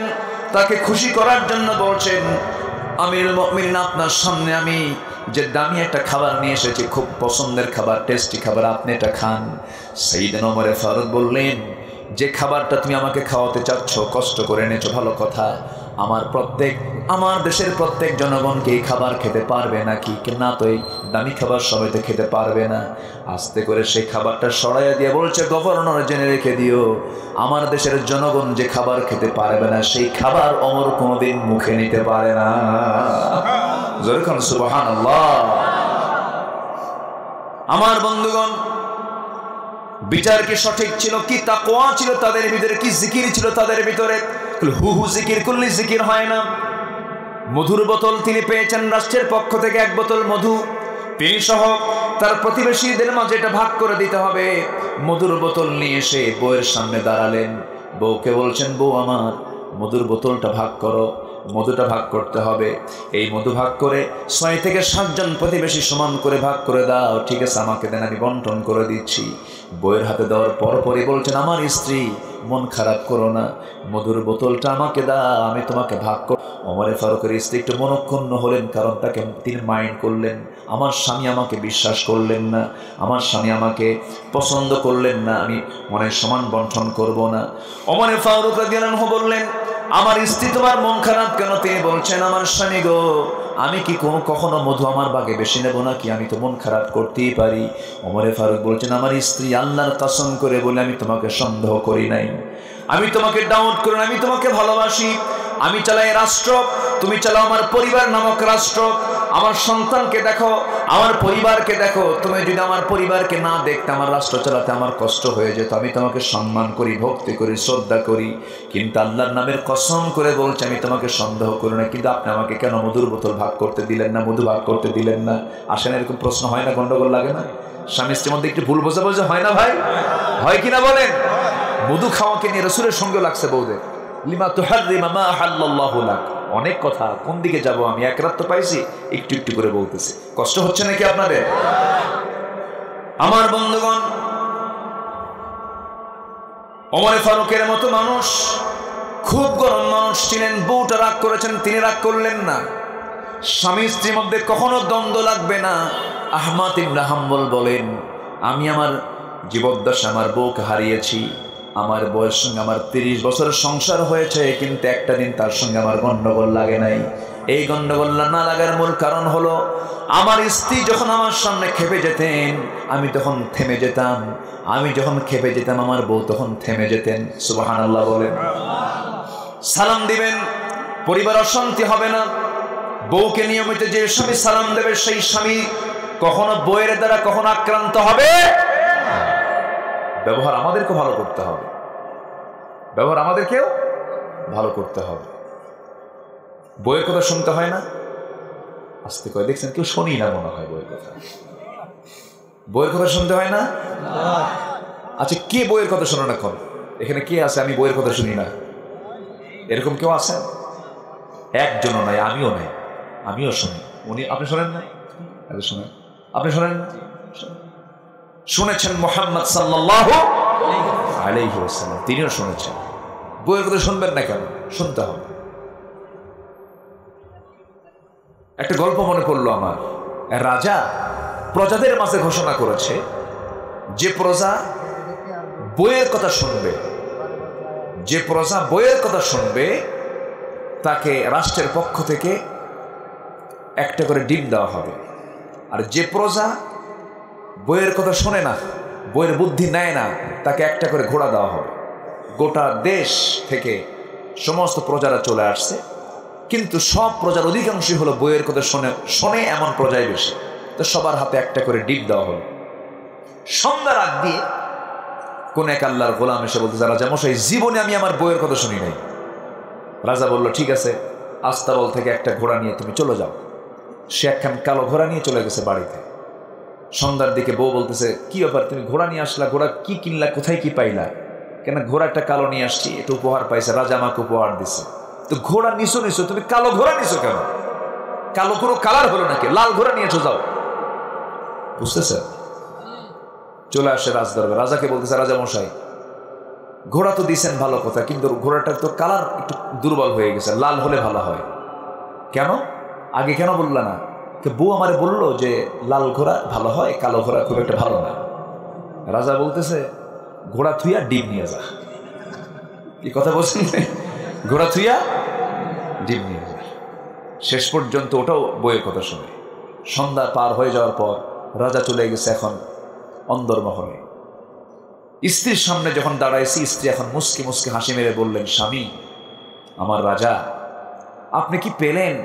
বইয়ের কথা শুনে না এমন কোন নাগরিককে পেলেন? পাইছিলাম শেষ পর্যন্ত একটা, ওটাও দেখি বইয়ের কথাই শুনে।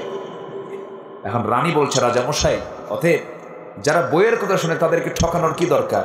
একজনকে দেবেন ঘোড়া, আরেকজনকে দেবেন ডিম, এটা হলো? অন্তত যারা বইয়ের কথা শুনে তাদেরকে 5 কেজি করে চাল দেন, এটা আমার পরামর্শ। আচ্ছা ঠিক আছে। পরের দিন মন্ত্রী বৈঠকে বসে উজিরদের সামনে রাজা মশাই বলে, দেখো, ডিমটা না দিয়ে যারা বইয়ের কথা শোনে তাদেরকে 5 কেজি করে চাল দাও। এখন এক উজির বলতেছে, রাজা মশাই, এই পরামর্শ আপনাকে কে দিল? বউ আমার শিখায় দিল। কি কথা কি বুঝতেছেন আপনারা? তাহলে রাজা প্রজা সবাই কি শুনতে হয় কার কথা? আমার মায়ের আজকে খুব খুশি, হুজুর ভালো করে কর, ভালো করে কর। কিন্তু কথা যে শুনবো আমি, বৈধ কথা না অবৈধ কথা? বলেন বলেন বলেন। বৈধ কথা শুনতে হবে, বৈধভাবে চলতে হবে। হারাম কোনো কাজে আমার যাওয়া যাবে না, হারাম কোনো কাজের পরামর্শ শোনা যাবে না। ওমরে ফারুকের স্ত্রীর কাছ থেকে মধুর বোতলটা নিলেন। মধুর বোতল নিয়ে করলেন কি? তিনি প্রতিবেশীর হাতে দিয়ে দিলেন। 1 বোতল মধু ভাগ করে যখন ওমরের হাতে দেওয়া হয়েছে, সেই ভাগ করা মধুটা নিয়ে সেই স্ত্রীর হাতে দিয়ে বলছেন, এই যে স্ত্রী, আমাদের অংশের মধুটা নিয়ে নাও। আর আমি তোমাকে মধু ভাগ করার দায়িত্ব এই জন্য দেই নাই, মধু হলো তরল জিনিস, মধু হলো লিকুইড জিনিস। এই মধুটা যখন তুমি সমান ভাগে ভাগ করতে যাবে সমান হয়তো হবে, কিন্তু ভাগ করতে নিয়ে কিছু অংশ মধু কয়েক ফোঁটা, 2 ফোঁটা হোক, 3 ফোঁটা হোক, হাতে লেগে যাবে। এই হাতে লেগে যাওয়া 1 ফোঁটা 2 ফোঁটা মধু আমার অংশে বেশি চলে আসুক, এটা আমি চাই নাই মনে করে আমি মধু ভাগের দায়িত্ব আমারে না দিয়ে আমি অন্য প্রতিবেশীকে দিয়েছি। জোরে বলি সুবহানাল্লাহ। তারা 1 ফোঁটা মধুর চিন্তা করেছেন। ওমরে ফারুক কলসি ভর্তি করে কূপ থেকে পানি তুলে নিয়ে আসতেছেন, মাথায় ভর করে নিয়ে আসতেছেন। একজন প্রশ্ন করে এসে প্রশ্ন করতেছে, এবার বলছে, ওমরে ফারুক একটু প্রশ্ন ছিল আমার, জানার ছিল আমার, বলো। মাথায় কলসি দেখে কি কথা বলা যায় নাকি? তিনি মাথা থেকে কলসিটা নামায়া হাঁটুতে রাখলেন, মাটিতে রাখলেন না। বলো কি প্রশ্নকে মাটিতে রাখা যাবে না কেন? এই জমি আমার নয়, আমার কলসির তলা হলো ভিজা, জমির মালিক হলো আরেকজন। শুকনা জমিনে ভিজা কলসি রাখলে পরে কিছু মাটি লেগে যাবে, আর এই মাটি নিয়ে যখন আমি চলে যাব কিয়ামতের দিন এই জমিওয়ালা আমার বিরুদ্ধে মামলা দেবে, আমি নাজাত পাবো না। আল্লাহু আকবার বলবেন না? আমার বন্ধুগণ, সাইয়েদনা ওমর ফারুকের মতো মানুষ এত যে সোনার মতো খাঁটি হয়ে গেলেন, কোনো কারণ ছিল না, কোনো কজ ছিল না। এই জিরো লোকটা হিরো হওয়ার পেছনে মূল কারণ হলো কি বলেন? আসতে বলবেন না, কি কারণ বলেন? কোরআনের কারণে তিনি এত ভালো হয়ে গেছেন। ওমর ফারুকের মতো মানুষ সারা রাত ধরে মানুষ ঘুমায়, কিন্তু রাজা ঘুমায় না, ওমর ফারুক ঘুমান না। চেহারা দিন দিন তার খারাপ হতে লাগে, কিন্তু আমার দেশের চেয়ারম্যান, আমার দেশের এমপি মন্ত্রী অধিকাংশই ক্ষমতা পাইলে পরে চেয়ার অসুন্দর হয় না, সুন্দর হয়? সুন্দর হয় না, সুন্দর হয়? সুন্দর হয়। বাস্তব তাই, আমি কি অবাস্তব কিছু বলছি? আগে তেল দিত এই জায়গায়, তেল এখন দেয় সামনে, মানে পেট চলে গেছে সামনে, আছে না নাই?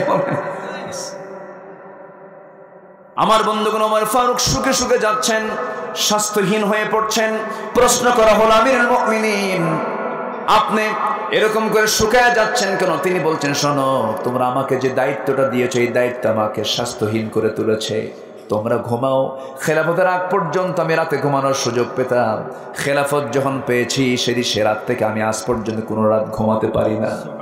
আমি আমার পিঠটা বিছানায় লাগাতে পারি না, কারণ আমার জনগণগুলো কেমন আছে আমাকে স্বচোখে দেখতে হয়।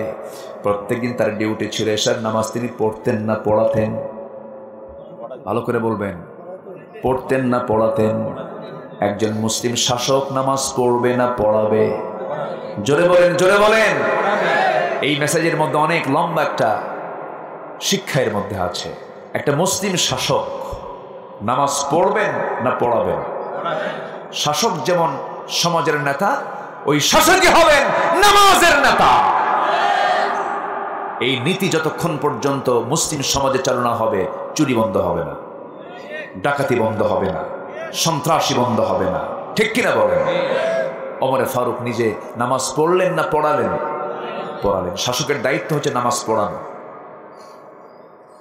নামাজে তিনি দাঁড়ালেন, নামাজ শেষ করে ফেললেন, দেরি করলেন না, সোজা স্ত্রীর সামনে গিয়ে বলছেন, স্ত্রী, আমাকে যৎকিঞ্চিৎ কিছু খাবার দাও, আমি চলে যাচ্ছি, বাইরে বের হয়ে যাব, আমি জনগণকে দেখতে হবে। আমার জনগণকে দেখার জন্য প্রটোকল লাগলো না, কাউকে লাগে না। ওমর ফারুক একা একা যান, ছোট্ট একটা লাঠি হাতের মধ্যে নিয়ে রাখেন। আর পাহারাদারকে, আসতে পাহারাদারকে আল্লাহ তাআলা। নিশি রাত্রিতে একা একা চলতেছেন। একটা রাতের কথা বলি আমি। কোন এক রাত্রিবেলা ওমর ফারুক করলেন কি, জনগণকে দেখার জন্য বের হলেন। ঘর থেকে বের হওয়া মাত্রই এক প্রতিবেশীর ঘর থেকে ছোট্ট ছোট্ট বাচ্চাদের কান্নার আওয়াজ শুনতে পেলেন। বাড়ির সামনে গিয়ে দাঁড়িয়ে বলছেন, এই বাচ্চাগুলোর মা কি নাই? এত রাত্রে বাচ্চাগুলো কান্দে কেন? কান্দে ভিতরে থেকে জবাব আসতেছে, স্বামী নাই, বিধবা আমি, আমার ঘরে কোনো আটা নাই, খাবার নাই। ওমর ফারুক কাঁদতে কাঁদতে দৌড় মেরে গিয়া খাদ্য গুদাম থেকে আটার বস্তা নিজের পিঠে বহন করে বিধবার হাতে দিয়ে বলছে, বিধবা যখন ফুরে যাবে আমাকে আবার সংবাদ দেবে, আমি নিজ দায়িত্বে পৌঁছাইয়া দেব। এরপরে গেলেন সামনের দিকে। চলতে চলতে একটা বাড়ির সামনে গিয়ে দাঁড়ালেন। ভিতরে থেকে বড় একজন মহিলার কান্নার আওয়াজ, চিৎকার করে করে কাঁদতেছে। কারণ জিজ্ঞাসা করলেন, বলা হলো ভিতরে একটা মহিলার পেটের যন্ত্রণা শুরু হয়ে গেছে, পেটে বাচ্চা, ডেলিভারি হবে কিন্তু ধাত্রী নাই। ওই গভীর রাত্রিতে তিনি কাকে ডাকবেন? সোজা বাড়িতে চলে আসেন। বাড়িতে এসে বলছে, গিন্নি আমার স্ত্রী বোরকাটা পড়ো তো। বোরকা পড়লেন, বোরকা পড়ায় নিয়া বউকে সঙ্গে করে নিয়া ওই বাড়ির সামনে গিয়ে দাঁড়ায় বলছে, আমার স্ত্রী, আল্লাহর কসম করে বলি আমরা শাসক নই, আমরা হলাম জনগণের খাদেম।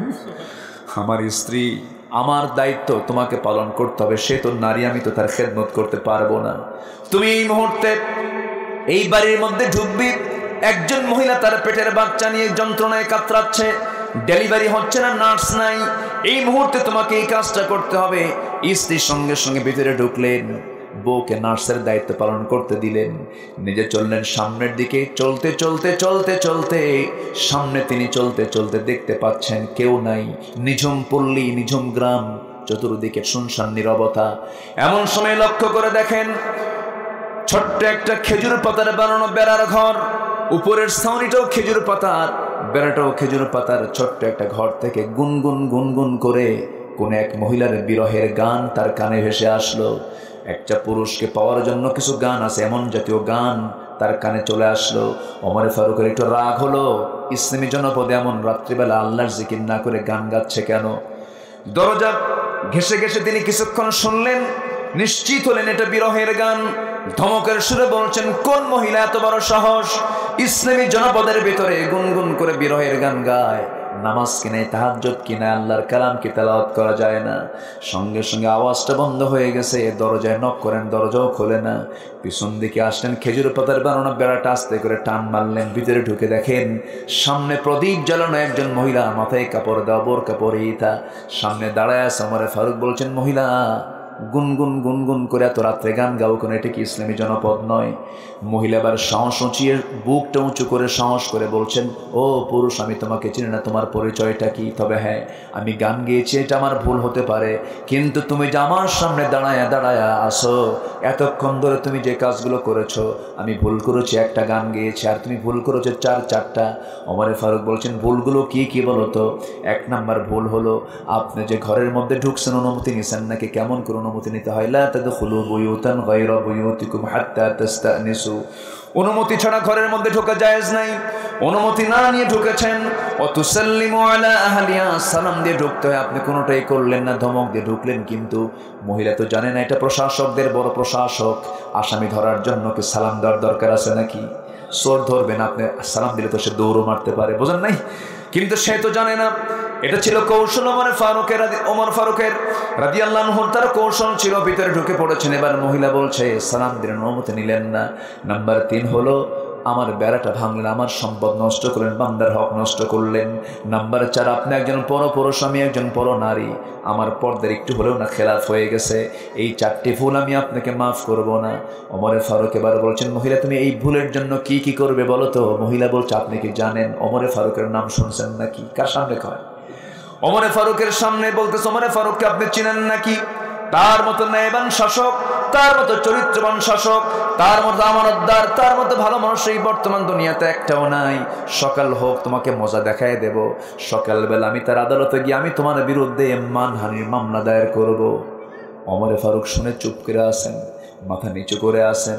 এরপরে তিনি বলছেন, ওই মহিলা বলতেছে, আপনি কি ওমর ফারুককে চিনেন নাকি? ওমর ফারুক বলছেন, শোনো, তুমি যে লোকটার কথা বলছো আমার জানা মতো আমি জানি ওমর তেমন একটা জুতের মানুষ না। আচ্ছা, নিজের কথা কি ভালো বলা যায়? ভালো বলা যায়? ওমর তো জুতের মানুষ নয়। মহিলা আবার খেপে গিয়ে রেগে গিয়ে বলছে, ও যুবক, ও আল্লাহর গোলাম, ভুল ছিল 4টার একটা যোগ হয়ে গেছে, এই ভুলটার জন্য তোমাকে অবশ্যই তোমার বিরুদ্ধে আমি মামলা দেব। ওমর ফারুকের বিরুদ্ধে তুমি কথা বলো।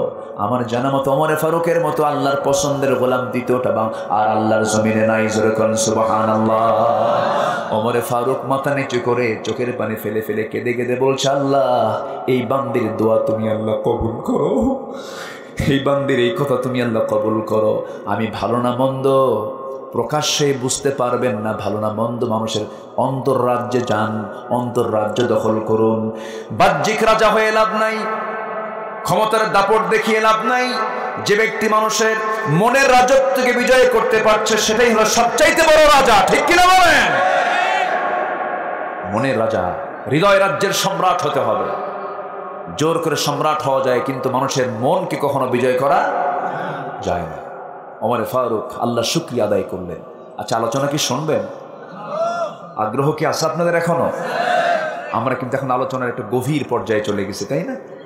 একটা গভীর পর্যায়ে চলে গেছি। আমরা ধীরে ধীরে আবার মূল পয়েন্টের দিকে আসব। একটা ফিনিশিং দিয়ে আমরা শেষের দিকে ফিরে যাব। জোরে বলি ইনশাআল্লাহ। নামাজ কি সবাই পড়তে রাজি আছি তো ইনশাআল্লাহ? কয় ওয়াক্ত নামাজ? নামাজ না পড়ার ক্ষতি আছে না নাই? নামাজ না পড়লে কোনো বরকত থাকবে না। দেখেন না, বরকত নাই। বরকত আছে কি বলেন তো? নামাজ যার নাই তার বরকত আছে? বরকত নেই। অনেক লম্বা কথা পড়ে আছে আমার, অনেক আলোচনায় কিন্তু আমি এখনো ফিনিশিং দেই নাই। ফিনিশিং একটা করে একটা করে দেবো। জোরে বলি ইনশাআল্লাহ। চেহারার সৌন্দর্য নষ্ট হয়ে যাবে নামাজ না পড়লে। নাম্বার 3 হলো দোয়া কবুল হবে না। নাম্বার 4 হলো নেককার বান্দাদের দোয়া থেকে সে বঞ্চিত হয়ে যাবে। কত বড় ক্ষতি!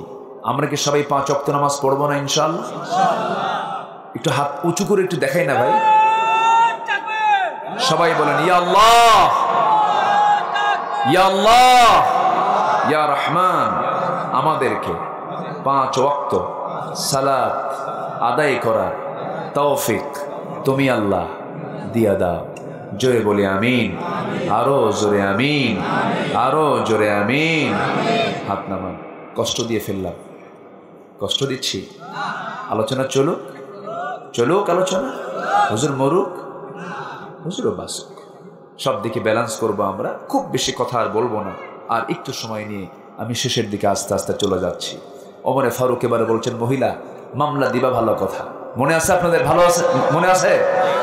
মামলা দিবা ভালো কথা, কিন্তু তুমি কেন গান গাইলা সেটা বলো। তুমি কেন বিরহের গান গাইলা আমাকে খুলে বলো। মহিলা বলতেছে, শোনেন, আজ থেকে 4 মাস পূর্বে আমার স্বামীর সাথে আমার বিয়ে হয়। যখন নতুন বিয়ে হলো, মাত্র 3 দিন 3 রাত আমি তাকে কাছে পেয়েছিলাম। আমার ভরা যৌবন আজকে 4 মাস গত হতে চলল। 4র্থ দিনের মাথায় এই জনপদের খলিফা ওমর ফারুক রাদিয়াল্লাহু তাআলার লোকজন এসে আমার স্বামীকে নিয়ে চলে গেছে, সীমান্ত প্রহরায় নিয়োগ দিয়েছে। আজকে 4 মাস গত হতে চলল, আমার স্বামীর কোনো খবর আমার কানে পর্যন্ত আসে নাই, কোনো ছুটিও মঞ্জুর হয় নাই। রাত 12টা বাজে, গভীর রাত। ঘুমটা ভেঙে গেছে। আমার বৈধ স্বামীর প্রতি আমার প্রেম জেগে উঠেছে। আমার স্বামীকে পাওয়ার জন্য আমি অস্থির হয়ে গেছি। স্বামীকে পাওয়ার জন্য আমি গুনগুন করে গান গাচ্ছিলাম, বিরহের গান গাচ্ছিলাম। ওমর ফারুক মাথা নিচু করে মনে মনে ভাবতেছে, দোষ তো আরেকটা যোগ হলো, দোষ তো আরেকটা যোগ হলো।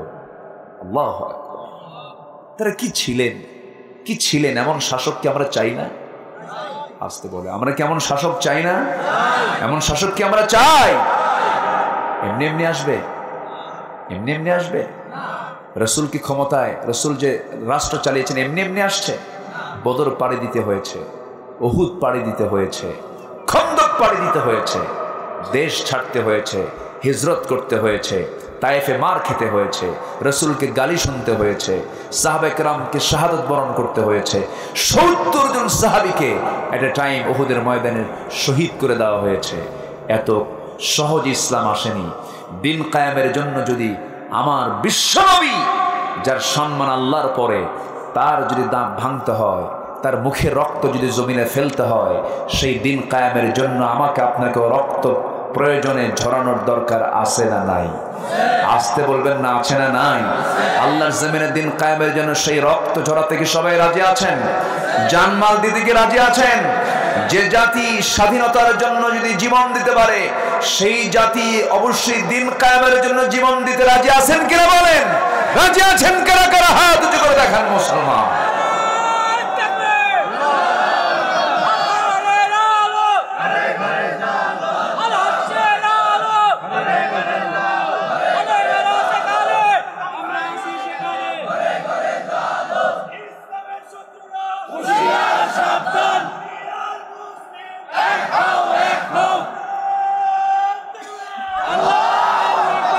সম্মানিত ভাইয়েরা, মিষ্টি খাওয়া সুন্নাত, দুপুর পরে খাওয়া দাওয়া করে ঘুমানো সুন্নাত, কাইলুলা করা সুন্নাত, চোখে সুরমা লাগানো সুন্নাত, মাথায় টুপি দেওয়া সুন্নাত, এরপর কি পাগড়ি লাগানো সুন্নাত, এই সুন্নাত, আর দেশ ত্যাগ করা দিনের জন্য সুন্নাত। দাঁত ভাঙ্গা সুন্নাত কখনো সমান হতে পারে না মুসলমান। ফিলিস্তিন আজকে একটা মৃত্যুপুরীতে রূপ নিয়েছে। প্রতি মুহূর্ত বম্বিং করা হচ্ছে, হাই রাইজ বিল্ডিং গুলো একদম মানে কি বলে তুলার মতো উঠতেছে, ভেঙ্গে চুরমার করে দেওয়া হচ্ছে। সম্মানিত বন্ধুগণ, একটাই কারণ, সেটা হলো আমরা বলে নিয়েছি লা ইলাহা, আসতে বলবেন না লা ইলাহা। এক ইহুদি বললে গোটা বিশ্ব মোড়লরা সব সজাগ হয়ে যায়, আর মুসলমান বললে পরে কথা বলার লোক নাই, কেউ কথা বলে না। তবে আমার বিশ্বাস প্রতি 4 জনে একজন মুসলমান আজ পৃথিবীতে। সম্পদের দিক থেকে মুসলমান সবচেয়ে কম না সবচেয়ে বেশি?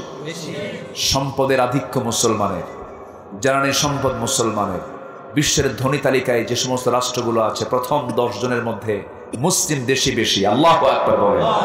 সম্পদ ছিল, জনবল আছে, সবকিছু আছে, কিন্তু একটা ওমর নাই। ওমরের দরকার আছে না নাই? আসতে বলবেন না আছে না নাই? সেই নেতৃত্ব, ওমরের নেতৃত্ব ফিরে আনতে হবে। সকল বাতিলদের মোকাবেলায় আমরা সবাই সজাগ থাকবো। জোরে বলি ইনশাআল্লাহ, আর জোরে বলি ইনশাআল্লাহ, আর জোরে বলি ইনশাআল্লাহ। আল্লাহ কবুল করুন, জোরে বলি আমিন। আমার বন্ধুগণ, কবরে আযাব হবে না এক নাম্বার সেই লোকের যে শহীদ হয়ে দুনিয়া থেকে বিদায় নেবে। জোরে করুন সুবহানাল্লাহ। শাহাদাতের মউত যার হবে তার কোনো বিচারই হবে না, তার কোনো কি হবে না? বিচারই হবে না, বিচার করবেন না আল্লাহ তাআলা। এক সাহাবী উহুদ যুদ্ধে যাচ্ছেন। কোন যুদ্ধে? উহুদ যুদ্ধে। দুহাত উঁচু করে দোয়া করতেছে, আকাশের মালিক, আমি আজকে যুদ্ধ থেকে ফেরত আসতে চাই না। সুবহানাল্লাহ বলবেন না? যুদ্ধ থেকে ফেরত আসতে চাই না। ও আল্লাহ, আমি ফেরত আসতে চাই না।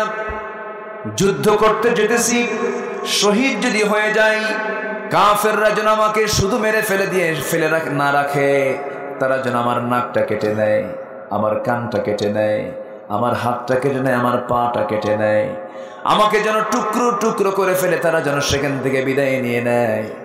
ওই সমস্ত টুকরো টুকরো দেহ নিয়া, নাক কাটা কান কাটা দেহ নিয়া, চেহারা নিয়ে তোমার সামনে যখন হাজির হব, তুমি আল্লাহ যখন প্রশ্ন করবে ফিমা জুদিয়ান ফুকদুনুক, তোমার নাক কেন কাটা, কান কেন কাটা, সেই সময়ে যেন আমি আব্দুল্লাহ বলতে পারি, আল্লাহ তোমার খুশির জন্য, তোমার জমিনের দিন কায়েমের জন্য যুদ্ধ করতে গিয়েছিলাম, জিহাদ করতে গিয়েছিলাম, কাফেররা আমার নাক কেটে নিয়েছে, কান কেটে নিয়েছে। আল্লাহ তুমি সেই সময় আমাকে খুশি হয়ে বলবে, ও আব্দুল্লাহ, আজকে তোর কোনো হিসাব নেই, আজকে আমি তোকে বিনা হিসাবে সরাসরি জান্নাত দিয়ে দিলাম। আমার ভাইয়েরা, আমার নবীজি যুদ্ধের ময়দানে যাওয়ার আগে সাহাবায়ে কেরামকে বলছেন, সাহাবীরা তোমরা কি জিহাদের ময়দানে যুদ্ধ করতে যাবে যার ফলাফল হলো এই যুদ্ধে যদি কেউ শহীদ হয়ে যায়, আসমান জমিন বরাবর তাকে জান্নাত দেওয়া হবে, জান্নাতের প্রশস্তি হবে। একজন সাহাবী সেই সময় খেজুর খাচ্ছিলেন, খেজুর খেতে অর্ধেক খেজুর খেয়েছেন। প্রশ্ন করছেন, হুজুর সত্যি কি এমন জান্নাত পাওয়া যাবে? হ্যাঁ, এমন জান্নাত পাওয়া যাবে। অর্ধেক খেজুর ফেলে দিলেন, ফেলে দিয়ে বলছেন, ইয়া রাসূলুল্লাহ, আমি আর দেরি করলাম না, যুদ্ধের ময়দানে রওনা দিলাম। অর্ধেক খেজুর ফেলে দিয়েছো কেন হুজুর? এই অর্ধেক খেজুর খেতে যতটুকু সময় লাগবে এটা আমার জন্য লস, আমি আর দেরি করতে চাই না, যুদ্ধে যাব, শহীদ হব, জান্নাতে চলে যাব। যেরকম সুবহানাল্লাহ। এই ফিলিস্তিনের এক ডাক্তার, মহিলা ডাক্তার সাবা করিম, এই সাবা করিম নামে একটা মহিলা ডাক্তার, নতুন তার বিয়ে হয়েছে, 4-5 দিন হলো বিয়ে হয়েছে, বাসর ঘর ছেড়ে দিয়েছে। বাসর ঘরে তার সময়গুলো কাটতেছে না। সে করে কি, গোটা রাত ধরে পাথরগুলো কুড়ায়, কি কুড়ায়?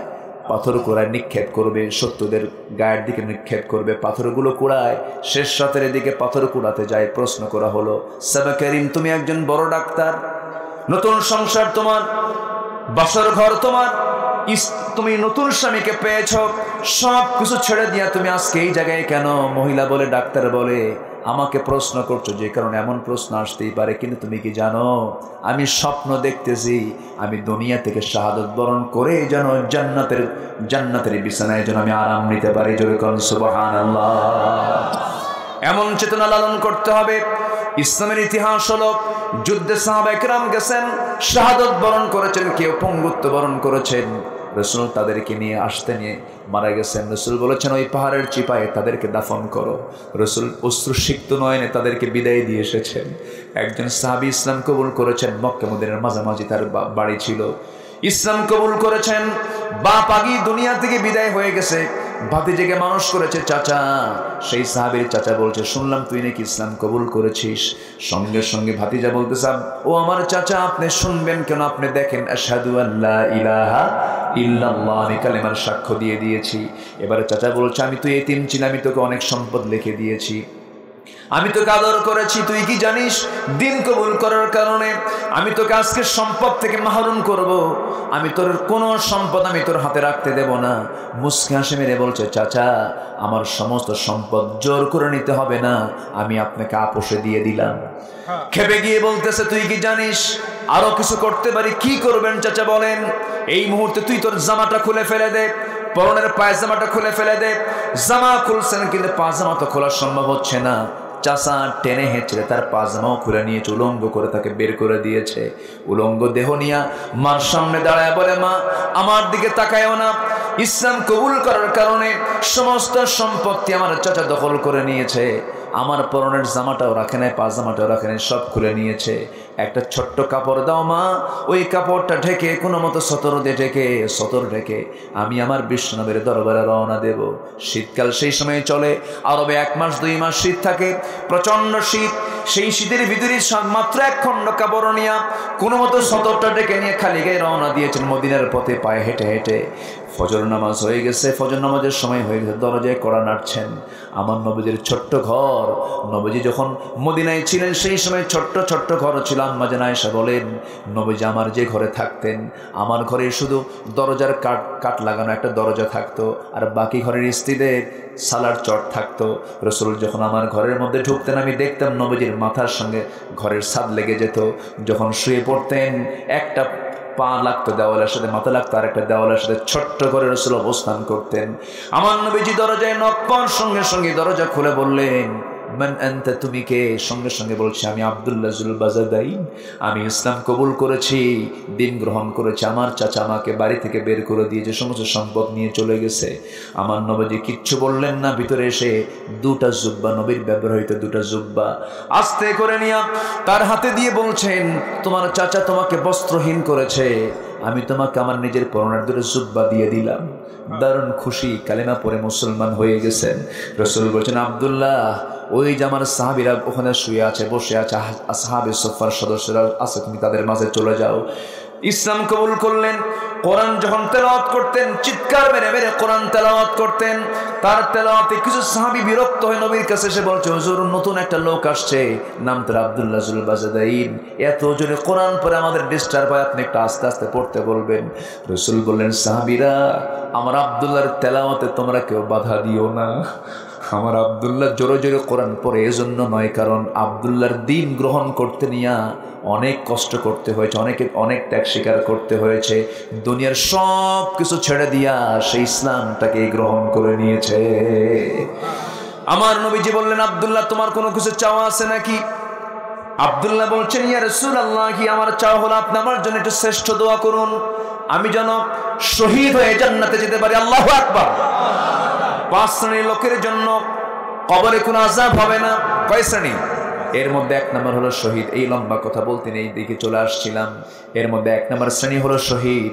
আমার বন্ধুগণ, সে আব্দুল্লাহ জুল বাজাদের শাহাদাতের দোয়া চেয়ে রাসূলের কাছে যখন আপনি অ্যাপ্লিকেশন করলেন, রাসূল দোয়া করেছেন, আল্লাহ আমার আব্দুল্লাহর জান, আমার আব্দুল্লাহর জীবনটাকে কাফের বেঈমানদের জন্য তুমি আল্লাহ হারাম করে দাও। এই দোয়া শোনার সঙ্গে সঙ্গেই বলছেন, হুজুর আমি চাইলাম শাহাদাত বরণ করতে, আপনি আমার জন্য উল্টা দোয়া করলেন কেন? আমার রাসূল বলছেন, মান সাআলাল্লাহু তাআলা শাহাদাতা বিসিদকিন বাল্লাগাহুল্লাহু, আল্লাহ তাআলা তাকে পৌঁছে দেন। কোন পর্যায়ে? যে ব্যক্তির মর্যাদা দিয়ে দেন। ওরে আব্দুল্লাহ, চিন্তা করো না, তোমার মৃত্যু যদি বিছানা হয়ে থাকে, আল্লাহ তোমাকে শহীদের দরজা দিয়ে দিবেন। জোরে কোন সুবহানাল্লাহ। কোন এক যুদ্ধে চলে গেলেন, আমার নবীর সঙ্গে মদিনা থেকে রওনা করলেন। যুদ্ধের ময়দান থেকে ফেরত আসতেছেন, এমন সময় তিনি অসুস্থ হয়ে পড়েন। নবীর কাছে সংবাদ চলে এলো, রাসূল জানতে পারলেন। রাসূল বলছেন, ও সাহাবীরা কি হয়েছে বলো। হুজুর, আপনার প্রিয় সাহাবী আব্দুল্লাহ অসুস্থ হয়ে পড়েছে। রাসূল বলছেন, সাহাবীরা, আমার প্রিয় সাহাবী আব্দুল্লাহর যথাযথ চিকিৎসা তোমরা করো, ভালো খেদমত তোমরা করো। ভালো খেদমত করার পরও তিনি বাঁচতে পারলেন না, 3 দিন পরে মারা গেলেন। নবীর কাছে সংবাদ চলে এলো। রাসূল বলছেন, ও সাহাবীরা, আমার প্রিয় সাহাবী ইন্তেকাল করেছে, জানাজার আয়োজন করো, জানাজা কেউ পড়াবে না। আমি রাসূল নিজে তার জানাজার দায়িত্ব গ্রহণ করলাম। রাসূল জানাজা পড়াইয়া দিলেন। এরপরে বলছেন, সাহাবীরা, আমার আব্দুল্লাহর কবরস্থান কোথায়? কবরটা তোমরা কোথায় দিবা? হুজুর, ওই যে পাহাড়ের 2 চিপায় কবরটা বানিয়েছে, আমরা সেখানে তাকে রাখবো। রাসূল বলছেন, আমাকে নিয়ে চলো। রাসূল নিজে চলে গেলেন কবরের সামনে। রাসূল বলছেন, সাহাবীরা, আজকে এই কবরে আমি কাউকে নামতে দেব না। আমি রাসূল নিজে নেমে আমার আব্দুল্লাহকে আমি নিজ হাতে শোয়া দেব। আমার নবীজি আব্দুল্লাহকে আস্তে করে কোলের মধ্যে নিলেন, 2 হাতের মধ্যে নিয়ে কবরে শোয়া দিবেন। এমন সময় রাসূল আগে কবরে নামলেন। এরপরে বলছেন, আমার আবু বকর আমার ডানে নামো, আমার ওমর আমার বামে নামো। কবরের ভিতরে নেমেছেন কয়জন? আসতে বলবেন না, কয়জন? 3 জনই পৃথিবীর সেরা মানুষ, পৃথিবীর সেরা মানুষ, পৃথিবীর সেরা মানুষ। আমার নবীর পরে আবু বকরের পরে কে? ওমর। এই 3 জন মানুষ যখন নেমেছেন, হাত টাগায় দিয়ে লাশটা কবরে রাখতেছেন। সাদ ইবনে আবি ওয়াক্কাস রাদিয়াল্লাহু তাআলা আনহু পাশে দাঁড়ায় এতিমের মতো দেখতেছে, হাউমা করে কাঁদতে কাঁদতে বলছে, আল্লাহ, আজকে আব্দুল্লাহর লাশটা যদি আব্দুল্লাহ না হয়, সেই লাশটা যদি আমি সাদ বিন আবি ওয়াক্কাস হতাম, আমার জীবন ধন্য হতো। এই কবরে পৃথিবীর সেরা 3 জন মানুষ নামছে। আমার নবীজি আব্দুল্লাহর লাশটা কবরে শোয়া দিয়া, চেহারাটা কিবলামুখী করে দিয়া আকাশের দিকে 2 হাত উঁচু করে বলছে, আল্লাহ, এই মুহূর্ত পর্যন্ত আমি আব্দুল্লাহর উপরে রাজি আছি। আল্লাহ, তুমি আব্দুল্লাহর উপরে খুশি হয়ে যাও। জোরে বলেন সুবহানাল্লাহ। আমার ভাইয়েরা, এগুলো হচ্ছে লোভনীয় জীবন। কি জীবন বলেন? লোভনীয় জীবন, আকর্ষণীয় জীবন। সেই জীবন আমরা লালন করবো। জোরে বলি ইনশাআল্লাহ, আরো জোরে বলি ইনশাআল্লাহ। শহীদ যারা হবে, কবর আযাব হবে না। ইসলামী রাষ্ট্রে যারা পাহারাদার হবে, তাদের আযাব হবে না। সূরা মুলক যে বান্দা নিয়মিত পড়বে, তার কবরে কোনো আযাব হবে না। জুমার দিন, জুমার রাত, এমন দিনে কেউ মারা গেলে তার কবরে আযাব হবে না। কিন্তু জুমার দিনে যদি চোর মরে, এটা কি হবে? এটা কি হবে? হবে না। নাম্বার 5 হলো পেটের পীড়ায় যদি কেউ মারা যায়, পেটের পীড়া হয়ে যদি কেউ মারা যায়, আগুনে, পানিতে, রোড অ্যাক্সিডেন্টে যদি কেউ মারা যায়, আল্লাহ তাকে শহীদের মর্যাদা দিয়ে দেন। জোরে বলেন সুবহানাল্লাহ। কবরে কোনো আযাব হবে না। শেষ করে দিই নাকি? হ্যাঁ, চালাবো? ফজর নামাজ পড়ে যাবেন, এরকম নিয়ত আছে আপনাদের? তাহলে ফজর নামাজ পড়ে যান, আমি চলে যাই। এত সুন্দর মানুষ, বলি আলহামদুলিল্লাহ। শ্রোতার মধ্যে কিছু ক্লাস থাকে, শ্রোতার মধ্যে কিছু শ্রেণী থাকে, কিছু শ্রোতা থাকে। এখন যে শ্রোতাগুলো আছেন আপনারা, ফজর পর্যন্ত কোনো ক্লান্তি নাই, বলি আলহামদুলিল্লাহ, ভালো। কিন্তু সব দিকে আমরা খেয়াল করব, সব দিকে আমাদের খেয়াল করা উচিত। আমরা বেশি লম্বা সময় আর যাব না, ধীরে ধীরে আমরা গুটিয়ে আনছি আমাদের আলোচনা, একটু শর্ট করে নিয়ে আসতেছি। তাহলে আমরা ইমান আনবো না ইনশাআল্লাহ? কোন ইমান আনবো? বেনামাজি ইমান? বেনামাজি না নামাজের ইমান আনবো? নামাজের ইমান আনবো। দাড়িবিহীন না দাড়িওয়ালা? আল্লাহ তুমি মুরব্বীকে দাড়িওয়ালা বানান। জোরে বলি আমিন, আরো জোরে আমিন। রাগ করলেন না তো? না।